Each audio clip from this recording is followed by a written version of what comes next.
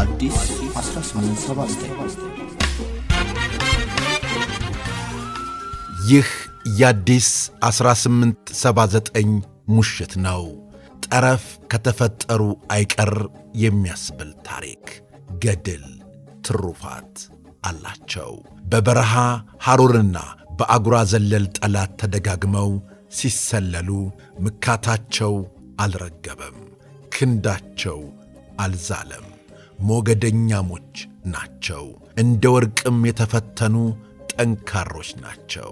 እንደ ስፖርተኞችም ይከረባበታሉ፣ እንደ አስማተኛም ይራቀቃሉ። ባተኳኮሳቸውም አልመው አይስቱም የተባለላቸው ኢትዮጵያ መሐሏ ምድረገነት ሆኖ እንዲኖር በዳር ድንበር ከተዘረጉ የእሳት አጥሮች መካከል አንደኛዋ አፋር ናት። እንደ ረዥሙ የእናት መቀነት ኢትዮጵያ ወገብ ላይ ተጠምጥማ ልክ እንደ ተደራጀ መከላከያ ሰራዊት የሀገር ድንበሯን ከባ በትጋት ስትጠብቅ ኑራለች።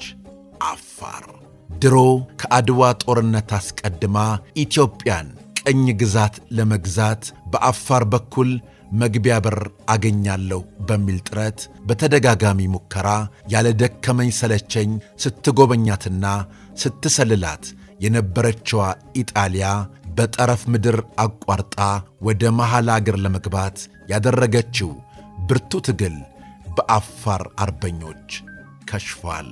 በተለይ በ1881 ዓመተ ምህረት ጂልዩ አቴ በተባለ ግለሰብ እየተመራ የመጣው ልዑካን ቡድን ሙሉ በሙሉ በአፋሮች ተገድሏል ወይም ተደምስሷል። አንድ የአፋር ድርሳን ከምኒልክ አስቀድማ የኢጣሊያን ሕልም ያመከነች አፋር ሳትሆን አትቀርም ይላል። ይህ ማለት ኢጣሊያ በለየለት የጦርነት ፍልሚያ አድዋ ተራራ ላይ በምኒልክ አበጋዞች ከመንበርከኳ በፊት በአፋር ጦር ሰራዊት መዳከሟን ወይም ስትገጥም መኖሯን ለማዘከር ነው። በርግጥ ኢጣሊያና አፋር በአፈሙዝ መፈታተን የጀመሩት ከታሪካዊው የአድዋ ጦርነት በፊት ነበር። በዚያን ሰዓት በስሱ ቢሆንም ተጋድለዋል፣ ተቋስለዋል። በተለይ በዋናው የአድዋ ጦርነት ጊዜ የኢጣሊያን አመል ቀድማ የተረዳችው አፋር በዘመተችበት የጦር ግንባር ጥቃቷ የበረታ ነበር። የበሰለ ቂሟንም ተወጥታባታለች። ኢጣሊያም በኢትዮጵያ መሸነፏ ሲያብሰለስላት ኖራ ዳግም በመልሶ ማጥቃት ዘመቻ ልትመጣ በዋዜማው እንደተለመደው የጦር ማሟሻዋን ያደረገችው በዚህኛው በረኸኛ አፋፍ አዳሊቱ ላይ ነበር።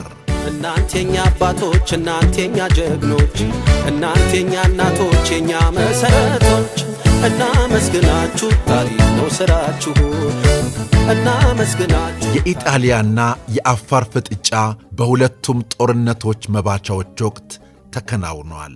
በቀደመው የአድዋ ጦርነት መባቻ ከኢጣሊያ የተላከውን ልዑካን ቡድን አፋሮች አውድመውታል። በሁለተኛው ጦርነት መባቻ ላይ ግን አፋር እንደ ቤተሰቧ የኢትዮጵያ ሕዝብ የአድዋ የድል ጣዕምን እያጣጣመች መዘናጋት ታይቶባት ነው መሰል የቢሩ ሱልጣኔት ገዢ የነበሩት ሱልጣን ሙሐመድ ያሲንን በጣሊያን ወታደር አስገድላለች። ዳግም በፋሽስታዊነት ዘመና የመጣችው ኢጣሊያ በለብለብ አገዛዝ ቢሆንም ለ5 ዓመታት ኢትዮጵያን በባርነት ለመዳሰስ ሞክራ ነበር። በተለይ በመሃል አዲስ አበባና በጠረፍ የኢትዮጵያ ምድር የነበራት ሽርሽር ቀላል አልነበረም። ከጠረፍ የኢትዮጵያ ግዛቶች መካከል በኢጣሊያ ስትጎበኝ የነበረችዋ አፋር ነበረች። በዚያን ሰዓት አይደለም አፋር፣ መላው ኢትዮጵያውያን በጣሊያን የተንኮል አረማመድ ቶሎ ብለው አልባነኑም ነበር። ባለመባነናቸውም ያስከፍላቸው ዋጋ በዋዛ አይታይም። 40 ዓመታት ቁጭት፣ 40 ዓመታት ኩራት ያጣጣሙት ሁለቱ ባላንጣ ሀገሮች የአድዋ ድል በ40ኛው መልሶ አገረሸባቸውና የምር ተሸናነፉ። ኢጣሊያም ለአንዴና ለመጨረሻ ጊዜ እጅ ወደ ላይ ብላ ወደ ሀገሯ ኮበለለች። ከጥንት ከጠዋቱ የመላው አፋር ግዛቶች ጣሊያንን ከጥንስሱ ጀምሮ ያውቋታል። በቢሩ ሕዝብ ወረራና በአውሳ ሱልጣን በነበሩት መሐመድ ሐንፍሬ ከኢጣሊያ ጋር ያደረጉት የመፈራረም ድርድር በብዙ መልኩ እንደተሟገቱ ያሳያል። በዚህም ምክንያት አፋር በሀገር ጉዳይ ድርድር አታውቅም ይባላል። እንደ እውነቱም ከሆነ አፋር የኢትዮጵያን ጠረፍ ድንበር ለማስጠበቅ ከኢጣሊያ ቀጥሎ ከኦቶማን መንግሥትና ከግብፅ ጋር ያደረገችው ተጋድሎ የበረታ ነበር። በተለይ ከግብፅ ጋር ብዙ ደም ተፋሰዋል። በጦርነቱ ፍጻሜም በሱልጣን መሐመድ ሐንፍሬ በኩል ከ200 ወታደሮች በላይ፣ በግብፅ በኩል ደግሞ ከ300 በላይ ወታደሮች ተገድለዋል።